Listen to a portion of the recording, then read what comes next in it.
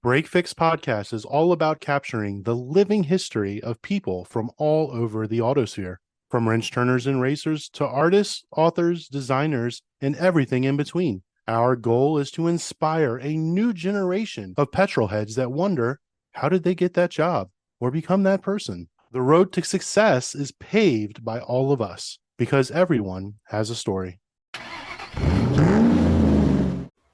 Everyone is looking for somewhere to belong. One of the main reasons for me that GTM was created was because we wanted to return that social aspect and sense of belonging back to track days. Utilizing social networking online is huge and a great way to stay connected to our groups. However, as much as the internet brings us closer together, it also tends to divide us into factions, and petrol heads and car enthusiasts are not exempt. We even get as granular as marquee clubs, model-specific forums, and branded content and websites no one has ever heard of. But what if there was one corner of the net where there was no place for political rants, baby pictures, or even kitty memes? What if there was a place where obsessions run solely on petrol? Enter GarageRiot, the car enthusiast social network, where you'll meet wrench turners, master mechanics, tuners, traders, and enthusiasts of all types. And with us tonight is Donovan Lara, GarageRiot's CEO and founder, to explain how all this works. And as always, I'm your host, Brad. And I'm Eric. So let's roll. So welcome to Break Fix, Donovan. Hey, thanks, guys. Let's hit up the hardest of hard-hitting questions. Oh, boy. What's in a name? What does GarageRiot mean? Where did it come from? Where did you get the idea? You know, it took a while to come up with that name. We tossed around several names that I won't share with you because they're embarrassing at this point. For a while, it was hard, looking at some of the original names. I think at one point we were looking at car registry or some other things. There was an octane reference here or there. It's hard finding a URL, first of all, that isn't taken. Oddly enough, GarageRiot hit me. I was on a beach in Florida, kind of taking a vacation and just sitting there in a lounge chair chilling out. And I don't know, I thought, hey, GarageRiot might be kind of cool. So I would love to give you some kind of, amazing meaning to it, but it really just it all came together and thought it was cool. So that actually begs an interesting question. Are the members called rioters? We've been asked that before. They are now. Yeah, we've affectionately kind of called them that. But you got to be careful. You can't talk about rioting too much these days. So the name came after the idea, which is usually the case, right? So where did the idea for GarageRiot come from? What inspired you? I'm a car guy like you guys are. And really at the heart of it, I spent a lot of time searching for parts for a car I was restoring. And, I started to realize after a while, I'm going over here for information. I'm going over here for parts. I'm going over here for this, that, and the other. Started thinking about, wouldn't it be great if there was one place that united all of those pieces together? And at the time, and even still, there really isn't one. There isn't one place where you can go and really do everything that you look for in individual websites across the web. Our goal was to be that place, and we're getting there foundationally. We've got some things to do, and we're not quite the be all end all for car enthusiasts just yet. But you really think about when you go to a lot of places on the web, really they are divided up. You've got your BMW forums and you've got your, this, that, and the other, but there aren't very many places where you can go and really be among just car enthusiasts themselves, right? I don't have to own a Chevy to be friends with a BMW guy and vice versa. And that part of it, I think, is missing. And I think we suffer from that as car enthusiasts on the web. There really should be a place to unite us all. And if you want to segment off, that's great too. But even on Facebook, there are groups that you join if you're a BMW owner or a Porsche owner. So, at its core, it's really getting everybody together in that truest sense. And, when you go to a car show, you don't skip over the 34 Ford or you don't skip over the 63 Corvette.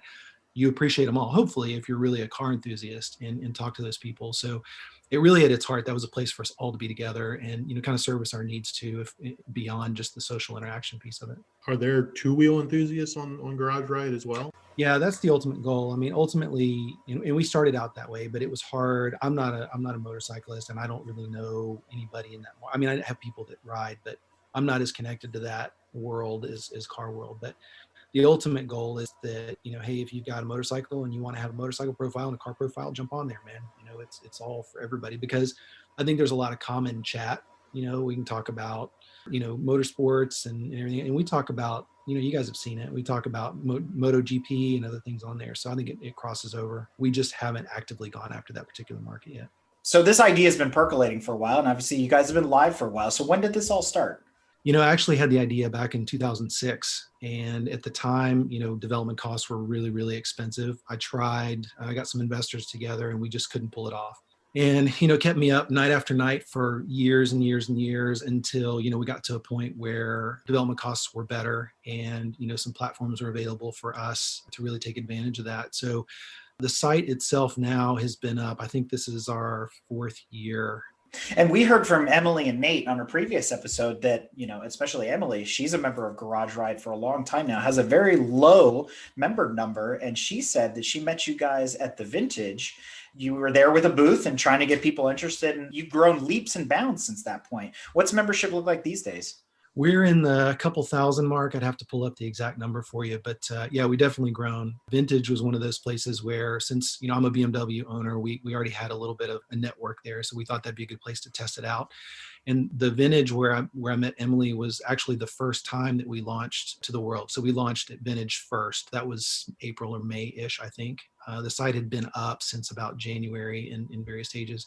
So that was kind of our test market. We really wanted to go live to the rest of the world in July. So we did that. And it was pretty good. It's one of those things where, people don't know who you are. So you got to do some explaining, but that was kind of a built-in market for us. So that was really foundationally, that was key for us. So since we're talking about garages, what's in your current garage? Oh boy, I'm down a car since we talked last. Not crashed. Well, that's another story, but the daily beaters, we've got an Explorer 2013 Mini Cooper S. And then in the actual garage, not in the driveway, I've got a 88 BMW M3, got an 88 BMW M5. And then nestled over on the other side of that is a 73 Porsche 911 that I've been restoring. There's the air quotes, right, for a really long time. And then further down the road in some storage spaces, I've got another E28 M5 and a 1980 BMW 320i Sport package car. And the one we were talking about a minute ago, I had a E36 M3 that I sold to a 17-year-old who wrecked it 2 weeks later. So that's interesting. So obviously you're a BMW fan and you're probably a fan of other cars. So what are some of your favorites since we're talking about cars? Yeah, I've always, and I still tell people I'm a Porsche guy, even though I own more BMWs. But, even as a kid, I was always just kind of captivated by Porsches. And I finally traced it back a few years ago, what it was. And when I was a kid, you remember the little slot car tracks, right? And you can pull the trigger. And my dad and my uncles used to take over the kitchen table with one of those tracks. And the cars they had a 917K and they had, the Ferrari at the time and everything. But those 917s, they had 3 or 4 of them. And one of them was the Gulf livery. They had a green one, which I don't know where that one came from. And, of course, the red Le Mans winning car. And, I realized at that point that that's still my favorite race car of all time, just the shape of it. But that's really when my love of Porsche happened. And, there are tales of me and, 10 years old taking pictures of neighbors' cars sitting out in their driveway. There was a bronze brown colored 924 that was a couple houses down. And I used to go over there and take my, camera and take pictures of it and kind of evolved from there. But I love all cars. Obviously, I wouldn't have started this site if that wasn't the case. And unfortunately, I love way more cars than I can afford to own and have the garage space for. But yeah, I've had a 63 split window Vet. I had that car for about a year and a half. I had a Datsun 1600 low window. I've heard short window. They were short windows, and somebody corrected me recently, but I think he was wrong. 67, and various cars in between. So I'm kind of all over the place. And we'll return to your obsession with cars a little later in the episode, but let's get back to talking about GarageRiot a little bit. So we've recently, engaged with you guys, and I've been on the platform, and so has Brad, and a bunch of our other members have recently joined as well. And I find it very inviting. I find it to be a very relaxing environment. It stands true to what it says on the website, right? It is car enthusiast through and through. You're not out there talking, political nonsense, whatever. And it's actually not even a repeat of the same content you would see on Instagram or Drive Tribe or somewhere else. It's actually some legitimate content that's coming through. People are like, hey, what do you think about this? What do you think about that? And there's some really great conversations and banter going back and forth. So I found it to be really refreshing, even coming from the motorsports world. And we're all car enthusiasts at the end of the day, but everybody's bringing something to the table, which is awesome. So let's talk about why GarageRiot? How do you bring more people in? How do you get more car enthusiastic about GarageRiot? Yeah, I mean, I think you nailed it. Really, it is, you think about the world today in the Facebook feeds, right? And if you're not covered up with political conversation or, somebody ranting about something, I would be surprised. So even before this latest, kind of rash of political talk and, kids, my kids potty trained today, and here's this new cooking utensil I bought. We wanted to get away from that and really just talk cars. That's it, and political conversation is prohibited on our site. We haven't run into it. But if somebody was to get on there and start talking about it, that's a no-no. And the reason for that is, it turns people off. That's not why they're there. And really, when you think about Facebook, that's not why they're there either, right? It's to find their girlfriend from high school kind of thing. It's not about, those other kind of things. So that's what it is. And it's an environment that, like you said, we want to kind of nurture those conversations and those relationships and really make it a place where people can come and share. And, like you said, I'm really impressed with the different types of content that's on there. Sometimes it's just straight links to articles or videos, but there's people on there that ask questions, which is great, right? We all have a wealth of knowledge, some more than others, but somebody get on there and ask, hey, I'm having this problem with, this car and this is what's going on, and finding that again, which is another reason why it's not specific to a make. Somebody gets on there and says, I got a problem with my, 69 Camaro. A guy that may not be in that group, but used to own one can say, oh yeah, that was an old, you do this, that, and the other. So it's really just that environment where we want people to feel free to share and really talk about what's important to them in their car. Speaking of features that GarageRiot has, I mean, when you first log on to the site, you realize, you look at it and you go, oh, I recognize this. It feels like Facebook, or it feels like Twitter or LinkedIn or a lot of the other platforms that you're used to. But under the hood, there's a lot more going on than what you just see the first minute you log on to GarageRiot. So let's talk about some of the other features and capabilities that are there for members of the service. Yeah, and that was intentional, right? We want people to be familiar with how to interact on a social network like that. So while we didn't model it specifically after Facebook, the interaction, Instagram, Twitter, it's very similar. So we have obviously the feed, the activity feed, where people go on and talk. We discussed that. We also have a pretty robust album section, photo section. So, that's a place for people to post about their own car, but also, events. I was at an event this past weekend, and you can't help but take 100 pictures of all the cars in the parking lot. So it's a place to put those. Places like Facebook have that sort of, but not really in that context, right? If I'm on a group and somebody's posted 100 photos of a car show they went to, I may or may not click through. I don't really care if it's not contextually based on what I'm looking at. So really, that's a way for people to do that. We have an articles section on there. And while we're not trying to be a media outlet, it's a chance for members and ourselves to write articles that we think people might enjoy. My 63 split window story is on there. Emily wrote, some articles on there about what it is to be, a woman in the car world. So it's great. And any member is welcome to contribute an article. We want to share that as well. But we have a lot of other features coming, and we have some that we've kind of narrowed down a little bit. So we started originally with a really wide scope of features. I mean, everything you can imagine. We had all the pages, the groups and things.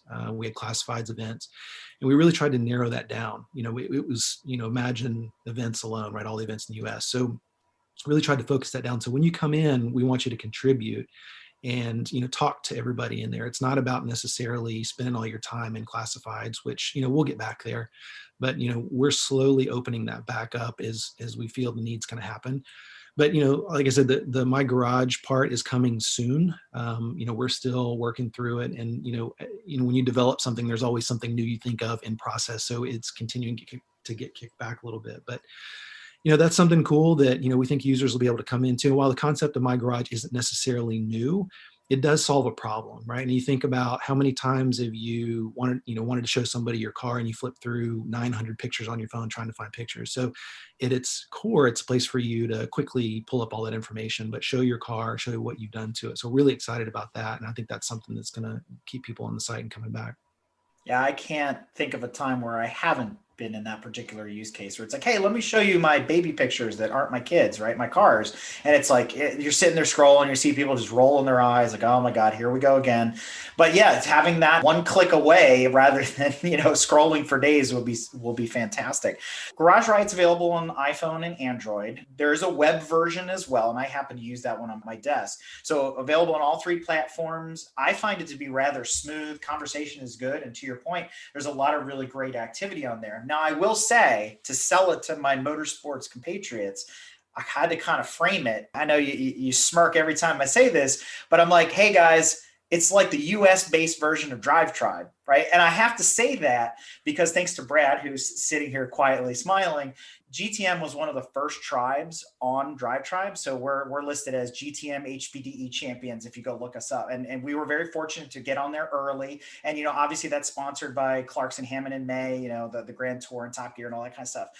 That's a kind of similar platform. Do you see them as a competitor? Or is there somebody else out there that, or do you guys stand alone in this particular vertical? I don't think we have a direct competitor in the market, right? There are people that do some things we do, and we do some things other people do, but I don't think there's one you could say, oh, this is just another version of GarageRiot. Drive Tribe to me is awesome, right? It's a great site, but to me, it's more media outlet led, right? It's more about the stories and things. The tribes and things are that group aspect of it. But, when you really look at that, that's not much different than Facebook groups and some other things. So, I think that's where we're different. And this is going to be a terrible analogy here, but if you imagine Drive Tribe was more the Facebook of that type of world, we would be more the Instagram type of that world, right? We're more streamlined. Just get on there, show us what you got. Let's have some conversations. It's less about all of the news and all the articles that we can share with you. So yeah, I mean, and of course I wouldn't want to compete with those guys, right? They've got endless money to compete with us. But, beyond that, we've searched for competitors, and really there are people that do slightly similar, slightly different things than us. But, and your users will probably prove me wrong and say, hey, these guys are like you. But we haven't seen anybody like that just yet. I find it to be very unique. And to your point about Drive Tribe, and no offense to them, it's almost too much sometimes, right? You're right. It's almost too commercialized. I see the same articles, again, like I would see on Jalopnik, or I would see on a bunch of other places, all just reposted there. So I've noticed on like other Facebook groups and stuff like that there's a sense of elitism, where what I have is better than what you have and stuff like that. And it sounds like GarageRiot kind of shies away from that, and it's much more inviting and much more, just general car enthusiasm. All are welcome. Is that the case? And that's kind of what you were trying to do with it? Yeah, that's exactly what we were going for. And we've been lucky that people, I don't know if it's the vibe that we put out or people, we're just attracting the right people, but we have a really good community. And I know what you're talking about. And I'm still in Facebook groups and things myself. And, you especially get somebody on there that asks a question, they're brand new, right? And it happens to be a question that's been answered over and over and over again. And you always get the first, smart aleck answer. And it's like, come on, man, you couldn't spend, 5 seconds typing something nice. Or I saw one the other day, and I can't remember exactly what it was, but it was somebody was asking a question like, what kind of fluid should I put in, this, that, or the other?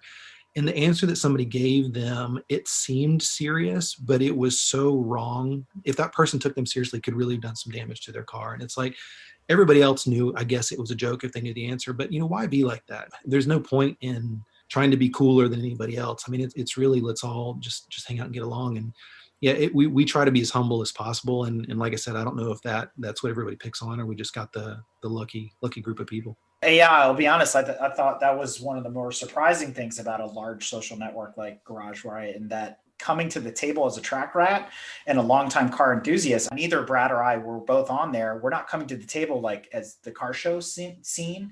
We're not doing the grid life or anything like that. We're track rats. We're coaches, right? We're in the right seat. We're at a totally different level.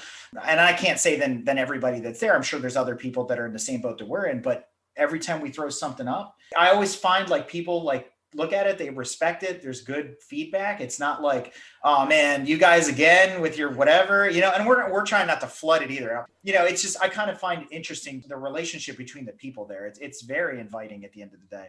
So let's talk then, and let's switch a little bit, and let's get back to Donovan, the car enthusiast, for a couple of minutes, shall we? So we talked about what's in your garage, things like that. But being a car enthusiast is multifaceted. So there's the car show aspect of it. There's the racing aspect of it. Then there's also the voyeuristic side of it, right? There's always something that draws you and something you'd like to watch or something you want to spectate. And this is going to be motorsports related because we are GTM. Do you have a favorite motorsports discipline? I do. It's changed. So in the early days, it was DTM. But when I was really probably most interested in that, we couldn't get it over here. Now you can see it fairly often. But so DTM and my family's from Germany, so you get to see a little bit over there.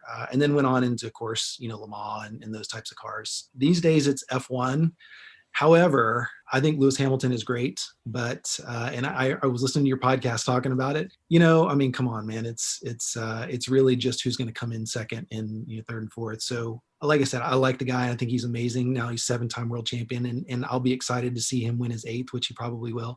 I'm still in the Bottas guys and Vettel. I want to see him come back and some of those. So, but it's interesting. I tried to watch F1 off and on throughout the years, and I could never get into it. And all my car buddies were like, "Man, you got to watch F1." And I think it was 2017. I was watching a race, and it might have been in Russia, or it was somewhere over there. And it was the race where you guys probably remember where Hamilton brake checked Vettel, and he got up next to him and swerved into him, and they were exchanging words.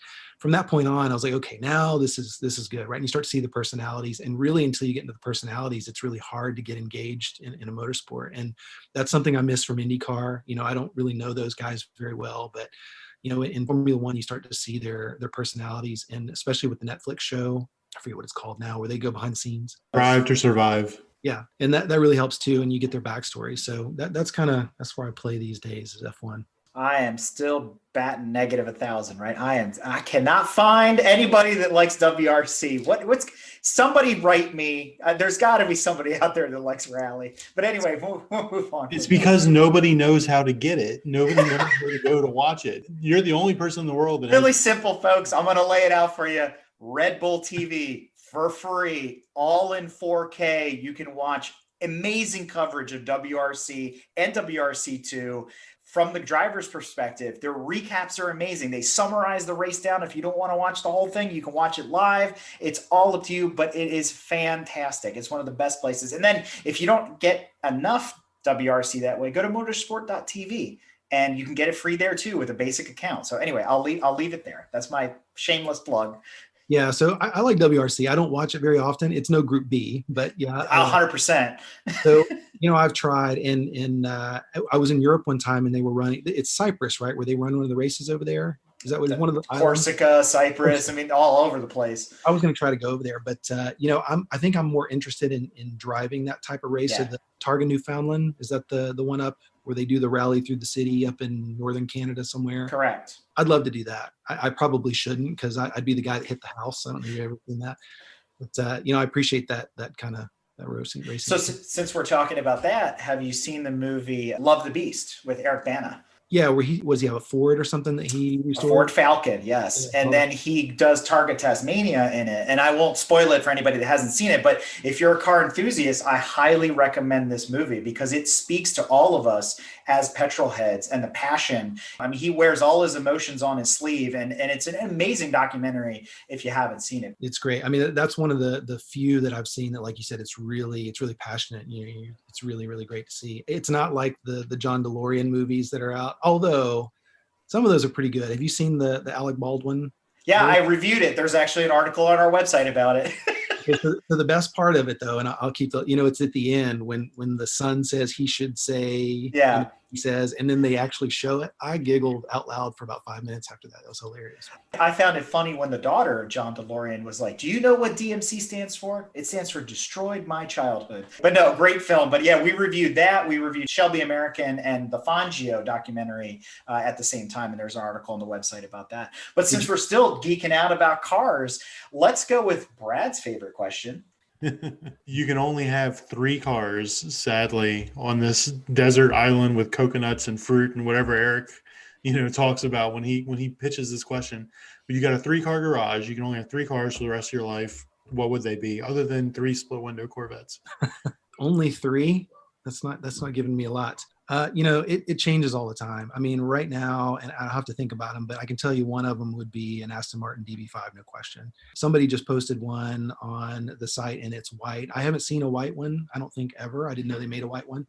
I'd still have to go James Bond, silver. But, for me, when I look at a car, I appreciate all angles of it. And while I love that car, I have a little bit of a hang up in the back end, the way the back end comes together. It's almost kind of Auburn boat tail meets 50 something Cadillac, but still, love the car. It's iconic. Ferrari 250, Lusso is definitely up there. That car to me is just gorgeous. It's incredible. Every aspect of it. And, I like cars that I can just sit and look at. The Datsun that I mentioned earlier that I had, it was a 67, and I'm going to say short window because that's what I want to say. And for those that don't know, that just meant in 68, they went to the molded in pillar for the window. The 67 and before was just bolted on. So there was no support there. But what I loved about that car, I loved so many angles of it, but the interior had toggle switches and, the way the back end came together. So that was a car that I would just look at. And it wasn't a whole lot of fun to drive.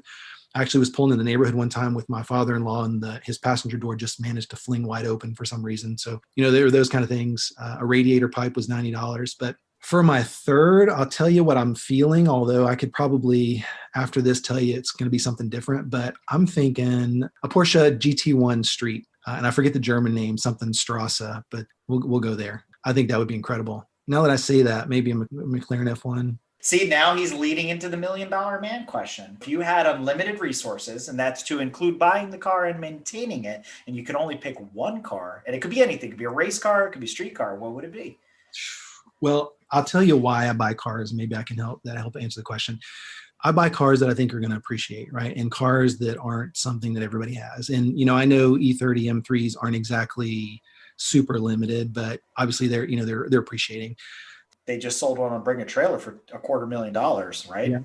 Yeah, they're crazy. I mean, they're continuing to go up. They're not super, super rare, but they're I don't know how much truth there is in that particular sale, but well, even the M5s that I have, I have two of them. I've always wanted them. Even though they're more rare, they're just not worth as much. So they will be, I think.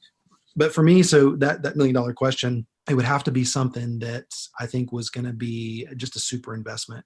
So obviously I would say 250 GTO, right? That's kind of crazy, but bringing it back semi-realistic, I think we're still probably in the McLaren F1 or the Bugatti Veyron, Chiron, that kind of thing. And then with all the one-offs that are being created these days, who knows? I mean, I know there's a bunch of special Bugattis and the Lamborghini Veneno or, that one, those kind of things. I love those. So it would have to be something very special like that was very, very low numbers. Some of those are 1 of 1 or 1 of 4, expensive to start out with. So, it's for the limited consumer, and that's something that's just going to continue to appreciate over time. All right, Donovan, sexiest car of all time. Are we saying sexy because of curves? Are we saying speed? Are we saying high school? That is up to you. It's subjective. Sexiest car. While I like the curvy cars, the 250 Lussos and those things, I really like edgy car. I like we talked about the Lambos and stuff. To me, I think, and this isn't an all time, but I think, when you get into the Hurricanes and those with those really sharp edges, I just think those are sexy, man. I think those are the cars that you pull up and everybody goes, wow, right? You pull up in a 930 turbo, maybe one guy in the parking lot will go, okay, cool. Everybody else will be like, oh, that's just an old Porsche. I think that really exotic, edgy design, I think is really, really sexy. Every time somebody says that, I just have one thing that comes to mind, the F40. Well, that's exactly what I'm talking about. I mean, think about that car, right? It's not super curvy. It's edgy. You're right. That might be the sexiest car ever. But it still looks good today. It does. Some buddies of mine years ago, and this is pre-GarageRiot. I've got some buddies that did well, right? They sold some businesses, and we all raced together. Actually, did women's in Champ Car, and a couple of them are worth a pretty penny. And I said, hey, listen, guys, this was right when the market for cars really started going crazy, and everybody started buying them up. At the time, I bought a '73 911 for $8,000, and it needed a little bit of work. But you couldn't do that now, but so I kind of saw some of that rise in some of these cars. I emailed these guys and said, hey, look, here's 5 cars I think you need to keep an eye on. And they were in varying ranges of price. Some of them, hey, we want to work a deal and, maybe I'll babysit them and insure them and keep them for you, that kind of thing. Let's look at them. So, some of them, again, were, some older 911s, but a couple cars on that list, 2 that are most important. One was the Mercedes 190 2.5 Evo 2, right? At the time, there was one for sale in Paris for $75,000, I think. And, there were only 500 of those made. And I said, guys, you got to buy this car, this very one or one like it, it'll be worth more. I think now that one didn't appreciate quite as much. I think I saw one for $250 sell on Bring a Trailer a couple of weeks ago, but still, not a bad turn on investment. But the main one on there was the F40. And at the time, the F40 was selling for $350, which was the price of a new Aventador at the time. And I said, I don't know. To me, F50s were $750, Enzos were still $1 million. And I don't know why the F40 took so long. But, I was like, guys, one of you needs to snap up an F40. And they're all big car guys, and they didn't do it. And of course, now I haven't checked the price lately. I know they're over $1 million. But can you imagine, if you went to a Lambo dealer and you have your choice of a brand new Aventador or a Ferrari F40, same price. I mean, it's a no-brainer. I don't know how that I'd buy the F50 personally. Oh, I love the F50, but yeah, I mean, Eric is not a fan. No. You never see them. Do you guys ever see them anywhere? No, because they're ugly. That's why. No, just kidding. I see him on YouTube all the time. That's it. I don't know. I've never seen any of these cars. Unfortunately, the F50 is quintessential 90s, right? Like everything else that became bloated and rounded in the 90s, the F50 is the same thing. Yes, it's its roots hark back to the F40, but when you look at the F40, it's one of the last cars that Enzo put his hands on, or at least was involved with, even at a high level within Ferrari, and you look at it and you go, wow. Right? It still screams Ferrari. You look at the F50 and you're like, did Alto Bianchi design this? Did guys at Fiat design this? Like, what is this? Right? It doesn't look like all the Ferraris that came before it. It's just too Mobius and marshmallowy and whatever, in my opinion. And the Enzo is way too angular. It screams to the early 2000s where everything became, wind tunnel-esque, and it's never changed since that point forward. So the F40, like the 959, retains those cutting edge designs, but also they're ageless, right? You look at them, and another car that's in that category, or two rather, the Supra, the Gen 4 Supras, they still look good today. They look very modern. And the other one is the Audi R8,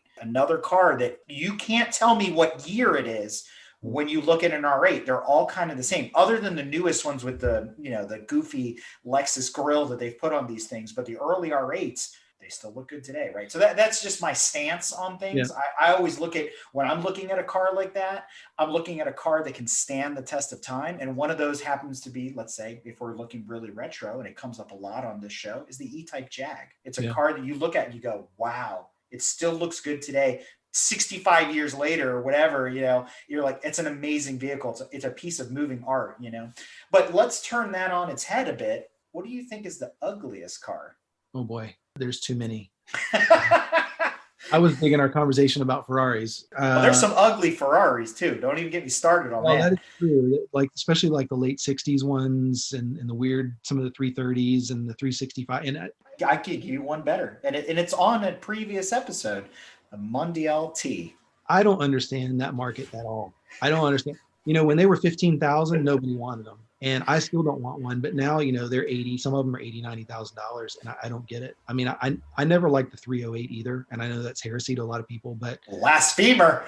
Well, to me, it was too commercial isn't the word, but everybody liked it. So I'm like, okay, let's zigzag a little bit. Let's do something a little different. But, to me, the compliment to that though, was the 288 GTO. And what I was going to say a minute ago was, you think about the way that exclusive line progressed, 288 GTO, F40, F50, Enzo, and beyond, they for sure got less attractive as they went on. And while the 288 GTO, you could argue whether that's better looking or not as good looking as the F40, I think they were really close. Well, they're basically the same car underneath. Right. But the 308 coming from the Dino line, but also carrying the lines of the 288, because they're all related during that time period. The one thing about the 308, though, yes, it is the pop star of the 80s, thanks to Magnum and a lot of other stuff. But it's right up there with the 944 and the E30 M3. I mean, of that time period, the UR Quattro and the RX-7 and a lot of other cars that, I mean, they're all in that same boat as kind of the pop star heroes of the European sports car world, as that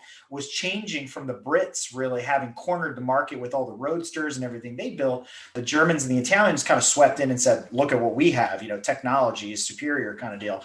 But so I feel you, but and there's plenty of ugly Ferraris. There are a lot, but I think it's the same too when you think about the DeLorean, right? It wasn't cool to like the DeLorean. Now it's sort of becoming cool to like it, but it was kind of that way. And I think for me, the 308, it was the bumpers. When you get one that has Euro bumpers on it, one of the early cars, and I don't really like the GTBs, right? I like just the hard roof. I think that looks a lot better. And I actually preferred the 328 over that. I drove one. Which one? The 328 GTS QV. I actually drove a Mondial about a year ago and through a sprinkler system. It was a guy who was like, "Hey, look, you want to drive?" Man, it drove amazing. But you know what's funny is we have a friend, some buddies of mine. We got a mutual friend that we kid. He's the home of the Unloved Ferraris, right? He's got a 348, which that's a great car. I love those. I do too. But now he's looking for the GT4, which I always thought was pretty cool. I like that car better than the 308. I mean, honestly, but yeah, I think there's a lot of them. And, you know, my fear is always, I looked at buying a 355 at one point, which I think is a gorgeous car.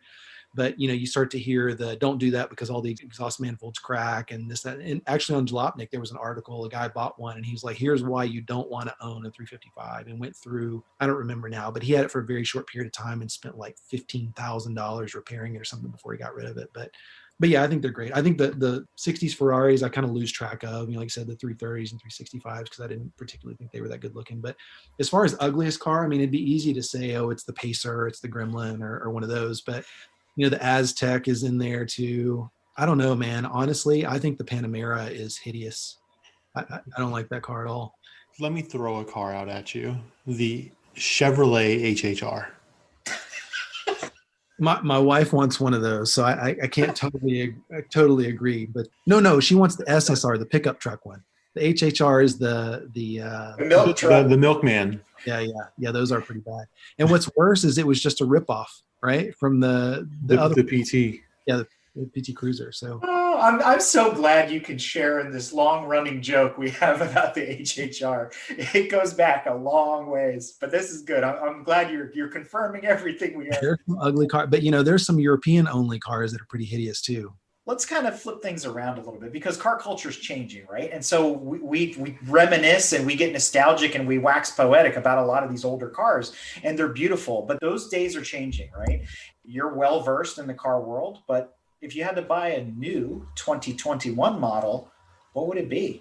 You know, obviously I'm going to skew towards Porsche and BMW, but I'll do something different for the sake of this conversation. You know, I've come close a couple times to putting a deposit down on a Cybertruck just because they're so different. And, you know, to me, that's the DeLorean of our era. I just think it's cool. And, you know, it's crazy. You know, I don't know if you guys have what experiences you had with Teslas, but those buddies that I had, those things are ridiculous. You know, I got the buddy that's got the 0 to 60 in 2.2 seconds. And the technology in those cars are incredible. When we take them over the mountain, you know, they're able to turn on all of their data so they can tell what the temperature of each of their tires are and, you know, all their G's and all that stuff. It's just really incredible. But what's funny about that too is I don't know how much that truck weighs, but I have to imagine it's probably 5,000 or 6,000 pounds because that's about what the cars are.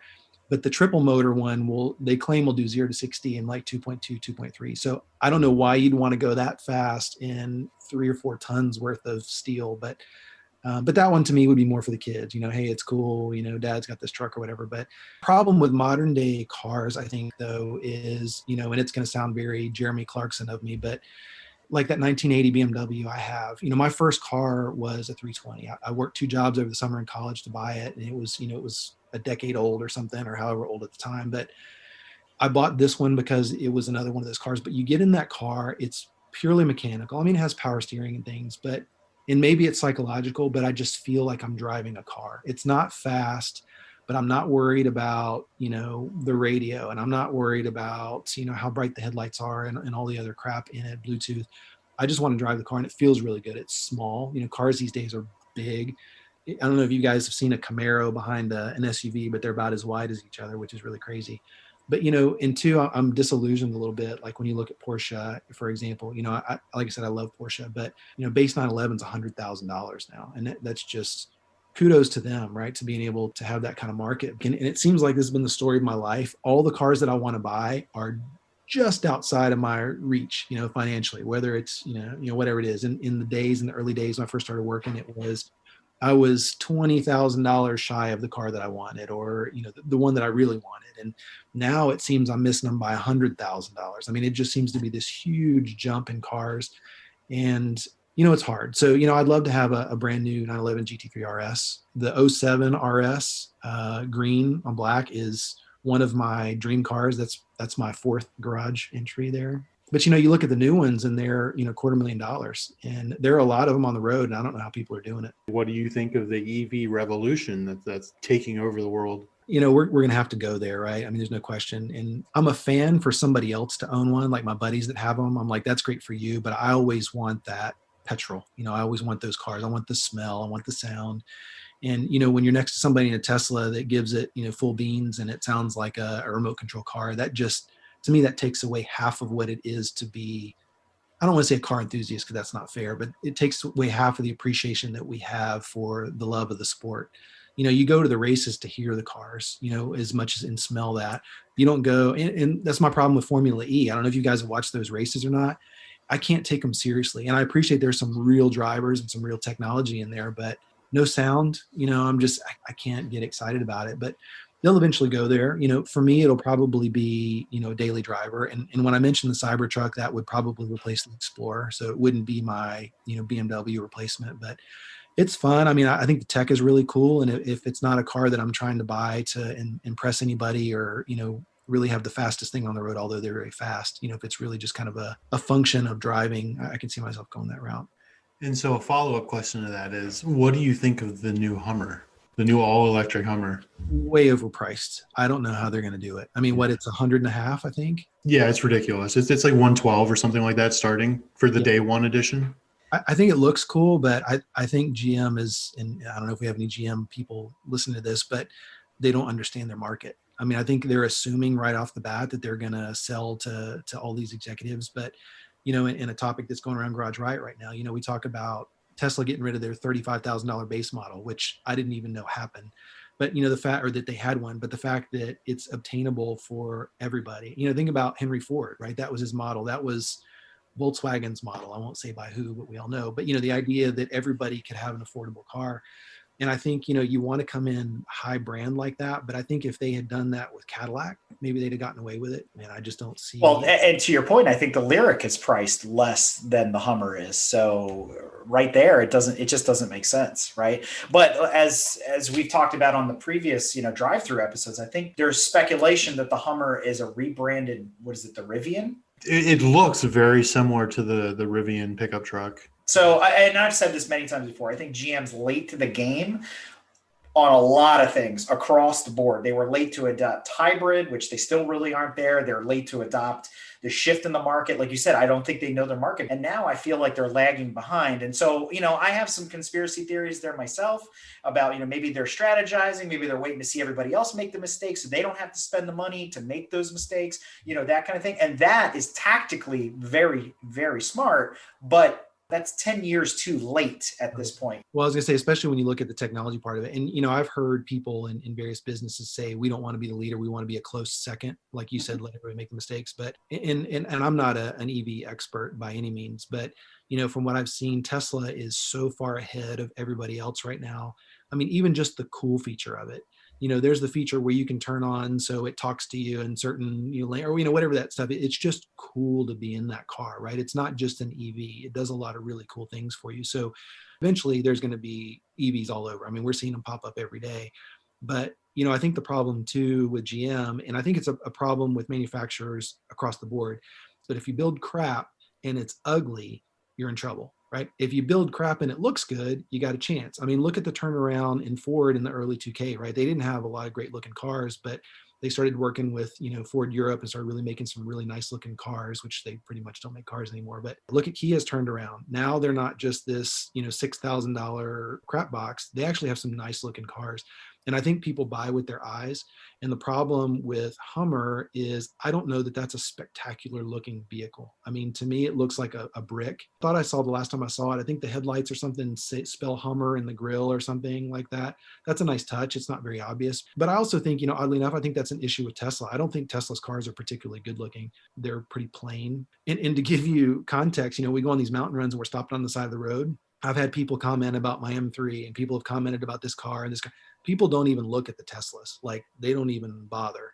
And I think even if people know, they don't care because it's basically a sedan, a family car. No, it's an appliance is what it is. It's like every other dishwasher in somebody's house. You look at it and go, yeah, they got a dishwasher, big deal. So if the Hummer looked great, I think they could do a little bit more there, but I don't think it's quite there. And I don't want to get on a conversation about the Wagoneer, but what I do want to ask you about is the C8 Corvette.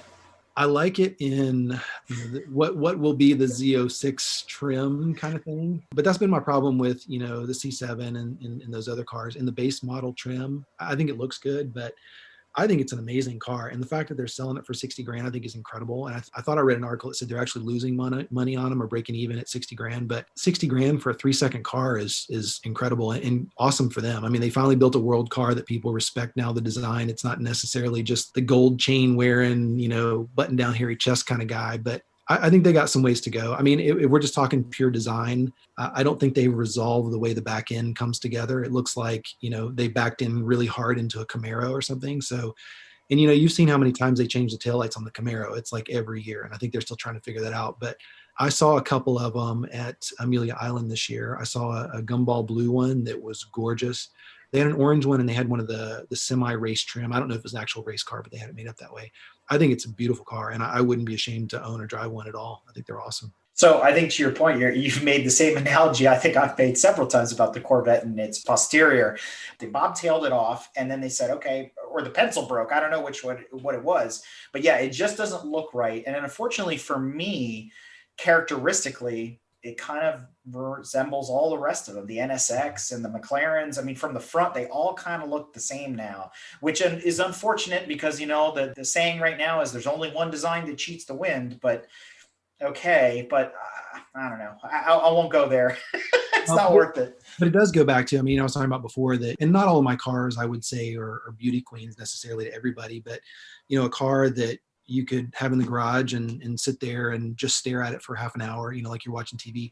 I don't know that the C8 is there just yet, but big spoilers fix a lot of things, right? You think about some of the sexiest Corvettes I've ever seen were, some C7s, Z06s lowered with the front lip and the spoiler in the back, and not crazy, but you lower any car and put nice wheels on it, it's going to help out. But I just think it needs that touch. And even the race car, the one they raced recently, they're racing this year, I think looks fantastic. Yeah, you're right. There's a little bit back there, and I'm sure they'll continue to fix that.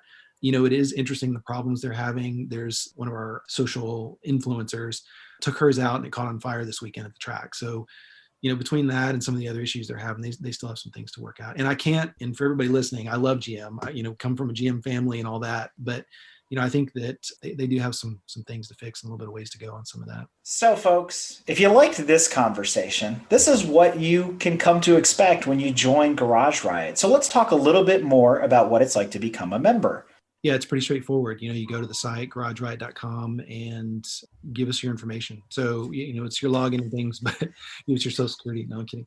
But really, it's just, we ask you for a little bit of information about who you are, right? Just so we know who our members are. And then you tell us what kind of car you've got, and that's it. It's pretty simple. For the apps, obviously, you have to go to the App Store or Google Play and download it and go from there. But try to keep it simple. Don't believe in, a lot of the extra information and things. And we know a lot of that information is so we know, okay, well, where are you at in the country? That's good for us, right? So we can say, well, you're in Atlanta. We've got a lot of people there. We can target some ads to you. But it's really that simple. So are there any membership dues or fees or anything like that? Nope, totally free. And we had talked about something like that early on, a subscription model, but we don't want to do that. It's not really, we're not trying to make money off of our members. That's not what it's about. You mentioned a second ago about, that kind of grassroots approach in the community. My business partner, he feels it as much as we do and more, right? He wants to help everybody in our community almost to a fault. In that, he would give it all away for free if he could, just to help everybody out, which is great because when you think about, we're trying to get the word out, we're trying to help people get the word out. So however we can help somebody and they can help us is kind of how we've always moved. And, we had the local chapter of the American Legion come to us. We were doing a show. They were asking, how did you put this on? And, what do we need to do? We're going to do our first show. And we ended up just working with them and helping them put on their show. And, obviously didn't take any money out of it. That wasn't why we were there. It was really to help further that car enthusiast market and help people, continue on with, helping other people in the community. So that's really what it's about. And, we had car shows and we gave away $1,000 grand prize. It was unheard of in the area. I don't think anybody did that. It was trophies and things. But again, to us, it was, hey, if you spent a decade of your life and you spent $100,000 on your car, you should get something back for that. We're here seeing all the work that you've done. You're sharing it with the world. That's awesome. You're sharing with us. We want to give something back to you. So it really is that kind of grassroots, let's all take care of each other kind of feel. And we intentionally do that. And we don't ever want it to be corporate. it's just cold, but we want to be, because we're in the trenches too, right? We're at the racetracks, and we're at the car meets, and we're online and chatting with everybody too. So we're just one of everybody else. Have you noticed, or have you checked the numbers in the COVID times? Everybody's fiending to get that fix, that car show fix, that event fix or whatever, but everybody's doing it virtually. Have you noticed any of your numbers increasing because of COVID and people not being able to go out and still trying to get that car fix? Yeah, it's crazy times. Obviously, it's been interesting. We've seen various spikes, but for us, we look at it two ways, right? We look at wintertime data, and then we look at summer season data. Oddly enough, we pick up at the beginning of each season. So about right now, we start to pick up members because people are inside, they can't drive their cars, so they're jonesing for something online, right? I want to talk and just be part of it. But COVID is as a whole during that period, we didn't necessarily see any peaks and valleys. I think we saw more activity as far as the users that were sitting at home. But our numbers, I say that not that we didn't get any activity. I mean, our numbers have continued to increase across that span as well. So honestly, we probably wouldn't have noticed a spike being more spiky than before, because we're exponentially growing, thankfully. So COVID may have had something to do with it, maybe silver lining, but I don't know, maybe it's just luck. So Donovan, are there any perks to being a member of GarageRiot? Other than hanging out with the coolest car people on earth? Of course. It is what you make it, right? It's really about being able to get in to the mix with everybody. I mean, as far as, are you going to get paid, that kind of thing? No, but I think it's just really about opening your eyes to your community. So, going back to what we talked about in the beginning, imagine somebody moves here from California, they're going to try to find people to blend in with and car clubs to get involved with. And, more importantly, where we are, we're not far from the mountains. So a lot of mountain runs and things. And, again, it's really important, right? I don't think people think about it at the time, but let's say that I'm a mini owner. I am a mini owner, but let's say that I'm new into town and I join a group or something. Maybe I get the gist of what's going on. Maybe I don't, but there's a whole other world of, the 98 other percent of enthusiasts that have other brands that are out there doing a lot of things, right? So if they're posting on GarageRiot about, hey, we've got a meet this weekend, or we've got a mountain run this weekend, they may not have heard that in their mini group on Facebook. So it really, communication is key in all of this. So I think that's probably the biggest benefit of it all. But what I wanted to clarify on the perks, discounts, anything like that for like becoming a member of. Yeah, so we work with, the sponsors that we have, and, if there's a discount available, we'll provide that to them. That's really based on the relationship that we have with whichever vendor that is. So we have a couple shops in town that do some advertising with us, and they give discounts based on the fact, you're a GarageRiot member. So it really expands. Globally, we don't really have a perks program, although that's something we might look at in the future. When we were doing pretty big events, we had discounts on entry fees and those kind of things. So it's always there, and we have GarageRiot merchandise. It's on Amazon, and we have it on the site. We're going to bring some of that back too. So there will continue to be that aspect of perks there as well. We noticed that during the sign-up process, there's different types of accounts that you choose from during the registration process. So what's that used for? Yeah, right now, so, I mentioned that we have a lot of things kind of behind the scenes that we have, developed and either not launched them just yet, or we're kind of holding back for the right time. That's really about understanding the different types of users that we have. So if you're just a person, right, you come on there and give a personal account. If you're, say, a car dealership, we would want you to come on there. Again, us trying to help everybody out, right? We would want you to come on and in your profile be able to display your inventory, or at least your website and your phone number, for example, something simple like that your personal profile wouldn't necessarily have. So it's a way for us to identify kind of the different needs of the profile, but also let the community understand that, oh, this is a dealership, right? This isn't a person. This is somebody that I can go to, and now I continue to go back to their profile and get more information about what they do. As an example, if I signed up as a business, does that automatically entitle me to any sort of like advertising or anything like that? How does that work? No, not necessarily, not yet. All of our sponsor relationships are different. So, we talk to, depending on what they want to do. So we have some people that want to be part of our marketing in everything that we do. So anytime we send out a physical mail, or if we're at a car show and giving out things, they want to be part of that. And then there's some people that just are happy having their banner on our website. So we, at least right now, still try to have a one-to-one relationship with all of our sponsors and make sure that we're doing the best we can for them. There's not really a one size fits all. And we don't want to have that. Again, it's, everybody in their business has different needs. So, we want to figure out how we can use that and leverage. So you mentioned several times events, and events is always kind of a trigger word for us because there's all sorts of different types of, automotive events out there. So what kinds of events does GarageRiot put on and where? So early on, we used it as a way to get the word out. So we did car shows, and I mentioned the $1,000 grand prize, and that wasn't by accident, right? It was partly to get people to go, hey, wait a second, this sounds like a good place to go, but also, like I said, to give back to people. So we did that pretty regularly. I think our first year we had one show. It was called Summer Riot, and it went really well. And then the next year we did Summer Riot, we did Classic Riot, and we had a couple others. And those were really starting to kind of segment the different types, right? Obviously, we had one that was Euro Riot, that was just for European cars. And it was interesting in doing that, just in the car show world, you have people that show up and, member wise, we have people there's a couple people on there that have $1 million in cars. And then we've got some people that, it's their first car, right? They did what they could. It's probably a $3,000 or $4,000 car. And we noticed that too, coming to some of these car shows, and we had this really wide variety of people. And I don't know if you guys have been, entered your car in a car show, but, sometimes you go in and as soon as you pull up, you're like, I shouldn't be here, right? This guy's got this car that looks like it was done for SEMA, and I'm in kind of a really clean bone stock car. So we tried to break that apart and start, leveling the playing field. So yeah, you may not get that grand prize, but at least, you're going to be competitive in whatever space you're in.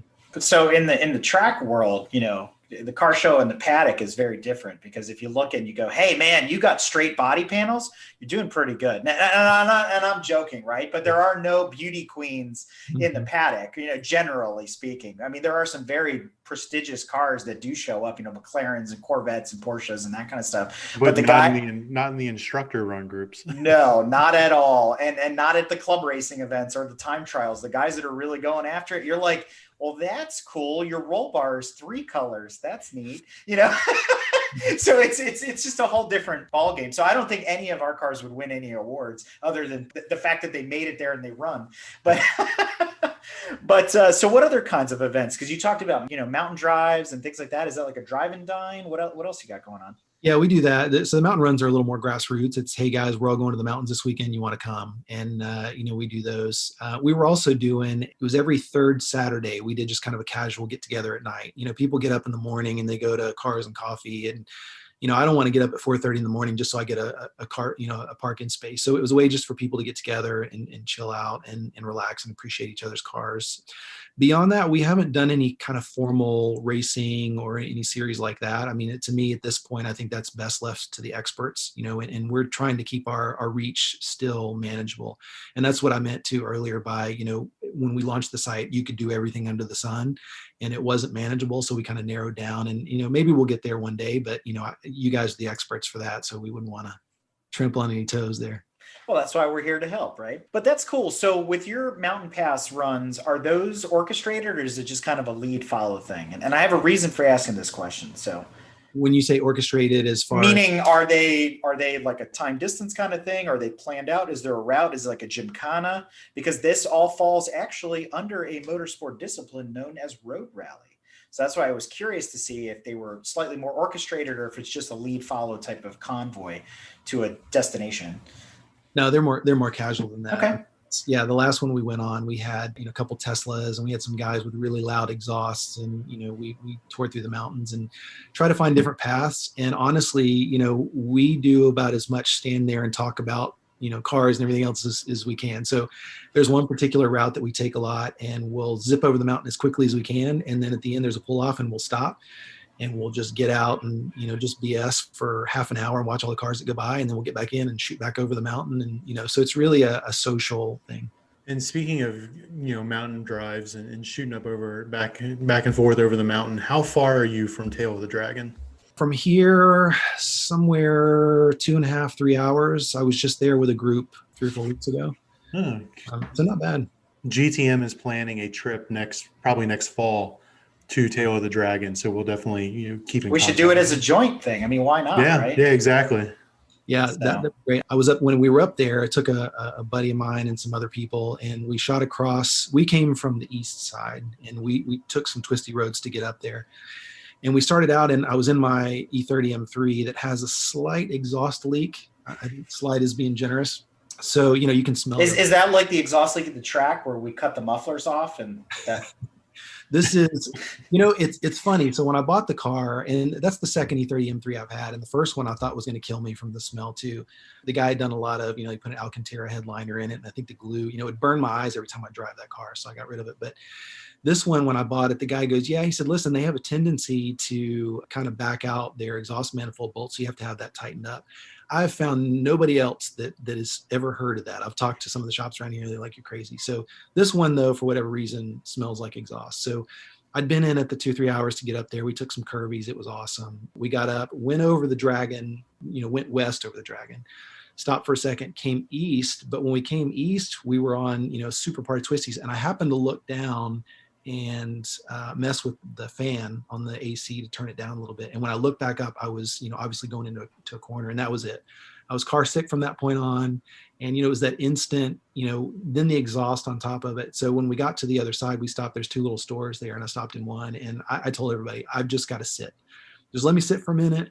Went and got some water, and just had to chill out, but I was not feeling well. And we left, and I actually wore my mask in the car, my COVID era mask, and had the windows half down, and I was still out of it for about another 30, 45 minutes. It was crazy. So I won't do that the next time. I'll make sure that I get my exhaust leak fixed and run with the windows down.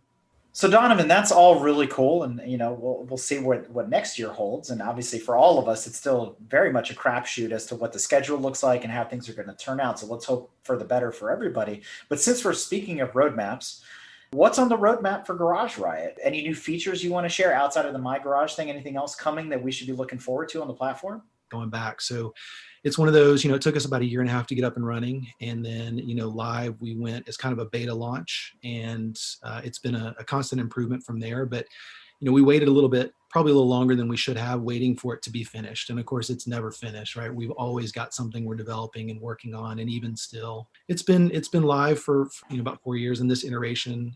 Yeah, I think the garage is probably the nearest to completion. We're constantly doing updates, and it's a lot of sleepless nights. Right now, we're actually going through a server migration that I'm hoping doesn't take the site down in the next few days. We have developed some other things that'll bring that on. We've got a My Garage feature coming where you can really show off your car and what you've done to it and be proud of it and share it with the world. We also have, I mentioned we're on Amazon, but we've got a YouTube channel we've been kicking up for the past couple months. I think we posted our 5th or 6th video today. So that's going. Those come out about every couple of weeks, so check us out there. But constant improvements. We're always doing that for we need more room, we need more storage space and bandwidth. So the garage, My Garage, as it's called at the moment, I think is the most exciting. And like I said, it's going to be a chance for you to tell us about your car, put your specs in, if you've modified it, your track times, where you were, what you ran, those kind of things. So it is your chance to shine as a car enthusiast, and you can turn it around and go, boom. Here you go. Here's everything about my car, and I can share it off. And if I want to see, your fastest lap at Road Atlanta, I'll just check out your profile and it'll show me. Where do people go to find out more about GarageRiot? Can they contact you once they've signed up? What's your handle? Yeah, so obviously the URL is garageriot.com. We've got the apps. You just search for in the app stores at GarageRiot. But yes, I am Black M5 on there if you guys want to ring me up. So as we're kind of closing out the segment on GarageRiot itself, are there any sponsors or anybody you'd like to thank? Partnership, you guys, obviously. Hey, thank you guys. Yeah, beyond that, we've got local shout outs to those guys, so hopefully they're all listening. But we've got some shops coming online here real soon that by the time this goes live, hopefully they'll be on, but we'll have to wait and see on some of them. Dunkin' Donuts. There you go. There's one.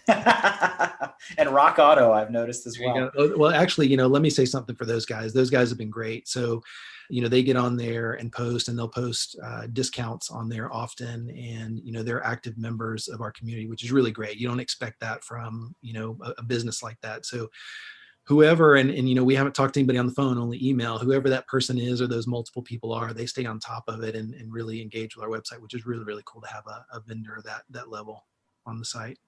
So, Donovan, we are super excited to continue the partnership that we've started with GarageRiot, and we have a couple things planned. We don't want to give away all the spoilers. We're going to have maybe some additional crossover episodes, some events, things like that. So, we can't thank you enough for coming on the show and describing to everybody what it's all about, why they should get engaged. And GarageRiot has been a very grassroots experience, which resonates a lot with GTM and with our community and with our listeners and our audience, in that, it's more down to earth. And how you guys are continuing to perpetuate enthusiasm, in this case, enthusiasm around vehicles, while GTM is continuing to try to spread motorsports enthusiasm. To me, it's really interesting when I have a conversation with somebody about what GarageRiot is and I explain it to them. And it's funny because you can see them at first, they're kind of looking at you, and when they get it because you can see that light go off, and then they start telling you, oh, well, I could do this and I could do this and I could put, this. And that's when they get it. And that's been one of the most inspiring things, because we've had people come up to us at shows and go, I love what you guys are doing, keep doing it. I'm gonna get all my buddies on there. And that's really the goal, was really to create something that we wanted to use and everybody else wanted to use. So thank you again for coming on the show. It's been really, really awesome. Yeah, thanks for having us. And this is a good partnership for us. And we welcome any and everybody. And no matter what you drive, and based on what we said today or not, you're all welcome. And we want to see you there. There you go, guys. So when you get a chance, especially over the winter months here, check out www.garageriot.com. Reach out to @BlackM5 if you want to make some new friends.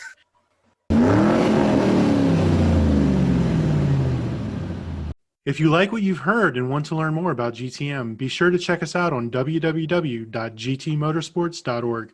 You can also find us on Instagram at Grand Touring Motorsports. Also, if you want to get involved or have suggestions for future shows, you can call or text us at 202-630-1770, or send us an email at crewchief@gtmotorsports.org. We'd love to hear from you. Hey listeners, Crew Chief Eric here. Do you like what you've seen, heard, and read from GTM? Great, so do we, and we have a lot of fun doing it. But please remember, we're fueled by volunteers and remain a no annual fee organization. But we still need help to keep the momentum going, so that we can continue to record, write, edit, and broadcast all of your favorite content. So be sure to visit www.patreon.com/GT Motorsports, or visit our website and click in the top right corner on the support and donate to learn how you can help.